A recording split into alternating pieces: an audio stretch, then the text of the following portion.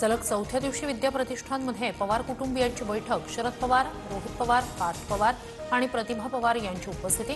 पार्थ पवार संस्थेचे विश्वस्त होण्याची शक्यता.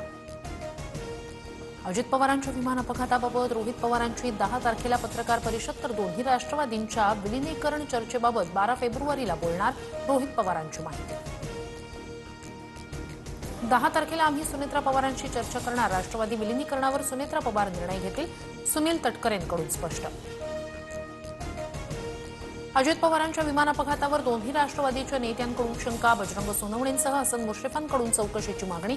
चौकशी अहवाल येईपर्यंत राजकारण नको, मुरलीधर मोहोळ यांचं आवाहन. आमच्या पक्षाचा निर्णय घेण्याचा आम्हाला अधिकार. रामदास कदम यांनी मातोश्री का सोडलं, आम्ही कधी विचारलं का? तटकरेंचा निशाणा. तर फक्त सुनेत्रा पवारांच्या शपथविधीसाठी घाई करायला नको होती, इतकंच मत होतं शिरसाटांचं प्रत्युत्तर. 12 जिल्हा परिषद आणि 125 पंचायत समित्यांसाठी राज्यभरात 70 ते 75% मतदान झाल्याचा अंदाज. 7438 उमेदवारांचं भवितव्य मतपेटीत बंद. उद्या निकाल जाहीर होणार. सोलापूरच्या मोहोळमध्ये ईव्हीएम मशीन ढाब्यावर आढळले. ढाब्यावर ईव्हीएम आढळल्यानं राष्ट्रवादीच्या उमेश पाटलांचा आक्रमक पवित्रा. तर संबंधित मशीन अतिरिक्त त्यावर कोणतंही मतदान नाही, प्रशासनाची माहिती.